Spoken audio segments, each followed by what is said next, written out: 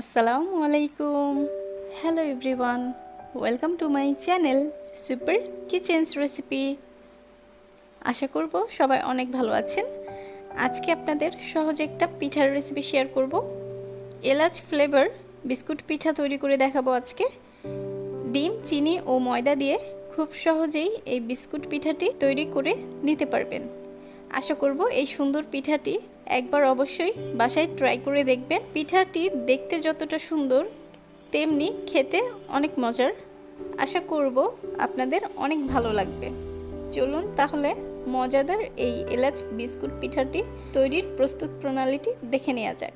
এর আগে বলে নিচ্ছি, ভিডিওটি যদি ভালো লেগে থাকে তাহলে এমন আরও সহজ সব রেসিপির জন্য আমার ইউটিউব চ্যানেলটি সাবস্ক্রাইব করে রাখতে পারেন এবং পাশের বেল আইকনে একটা ক্লিক করে রাখতে ভুলবেন না, এবং সেই সাথে ফেসবুক পেজে একটা লাইক ফলো দিয়ে রাখতে পারেন পরবর্তী ভিডিও পাওয়ার জন্য। চলুন তাহলে প্রস্তুত প্রণালীটি দেখে নেওয়া যাক। বিস্কুট পিঠাটি বানাতে প্রথমে আমাদের লাগছে একটা ডিম। এখানে আমি মুরগির ডিম ইউজ করছি। আপনারা চাইলে হাঁসের ডিম দিয়েও পিঠাটি তৈরি করতে পারবেন, আর হাঁসের ডিম দিলে পিঠাতে সুন্দর একটা কালার হয়। তবে অনেকে হাঁসের ডিমের গন্ধ সহ্য করতে পারে না, তো সেক্ষেত্রে মুরগির ডিম দিয়েই পিঠাটা বানাতে পারেন। এখন দিব স্বাদ মতো চিনি। এখানে আমি 3 টেবিল চামচের মতো চিনি দিব। আপনারা আপনাদের টেস্ট অনুযায়ী আরও বাড়িয়ে অথবা একটু কমিয়েও দিতে পারেন।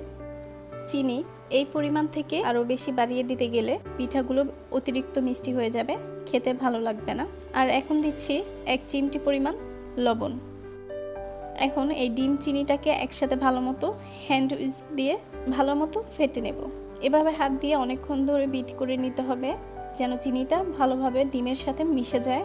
বাটিটাকে এভাবে কাত করে নিলে ডিমটা ফেটতে অনেক সুবিধা হয় এবং ডিমের মিশ্রণটা অনেকটা ফ্লাফি হবে। এখন এরই মাঝে ডিমের মিশ্রণের সাথে কিছুটা ফ্লেভার অ্যাড করব। আমি এখানে এলাচ গুঁড়ার পরিবর্তে হাফ চা চামচের মতো ভ্যানিলা পাউডার এসেন্স ইউজ করছি।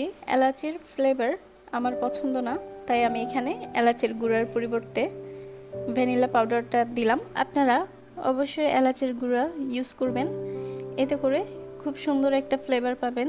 আর এলাচের গুঁড়া ইউজ করলে যেই সুন্দর একটা ফ্লেভার পাওয়া যায়, তেমনি ভ্যানিলা ফ্লেভার ইউজ করলে খুব সুন্দর একটা ফ্লেভার আসে। এখন সুন্দর একটা কালারের জন্য আমি এখানে কিছুটা একদম 1 ফোঁটার মতো হবে ইয়েলো ফুড কালার ইউজ করছি, এবং সেই সাথে আরও একটু অরেঞ্জ ফুড কালার ইউজ করছি। কালারটা মেশানো টোটালি অপশনাল, না চাইলে না মেশালেও হবে। দেখতে পাচ্ছেন অরেঞ্জ ফুড কালারটা মেশানোর পর কত সুন্দর একটা কালার হয়েছে। এখন ডিমটা ফেটানো হয়ে গেছে। এখন এর উপর একটা স্টিলের ছাঁকনি বসিয়ে এর মধ্যে দিব প্রথমে 1 কাপ পরিমাণ ময়দা। ময়দার পরিবর্তে আটা দিয়েও পিঠাটা বানাতে পারবেন। এখন দিচ্ছি আরও হাফ কাপের মতো ময়দা। একটা ডিমের জন্য 1.5 কাপ ময়দা যথেষ্ট।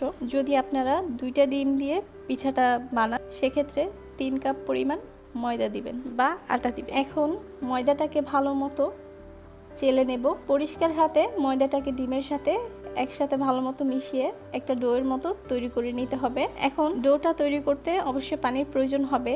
যার যতটুকু প্রয়োজন হয় ততটুকু পানি দিয়ে ডোটাকে সফট করে মথে নিতে হবে যেন সুন্দর একটা সফট রুটির মতো বেলে নেওয়া যায়। ভালো মতো এভাবে হাত দিয়ে ময়ান করে নিতে হবে। আমি এখানে বড় ডোটাকে 2টা ভাগে ভাগ করে নিয়েছি। প্রথমে একটা ডো দিয়ে বড় একটা রুটির মতো বেলে নিব।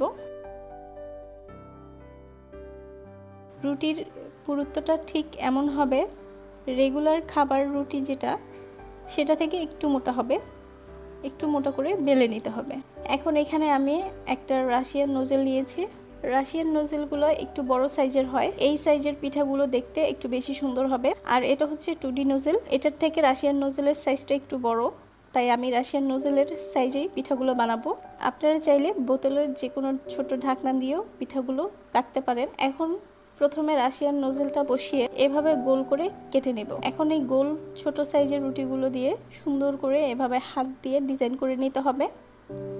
আপনাদেরকে দেখে বুঝে নিতে হবে কিভাবে আমি ডিজাইনটা বানাচ্ছি। এভাবে আঙ্গুল দিয়ে পিঠার 2 মুখটাকে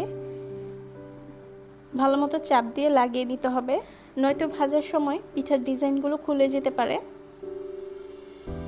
তাই আঙ্গুলে একটু পানি লাগিয়ে পিঠার মুখগুলো ভালো মতো চাপ দিয়ে বন্ধ করে নেবেন। এতে করে ভাজার সময় আর পিঠাগুলো খুলে যাবে না।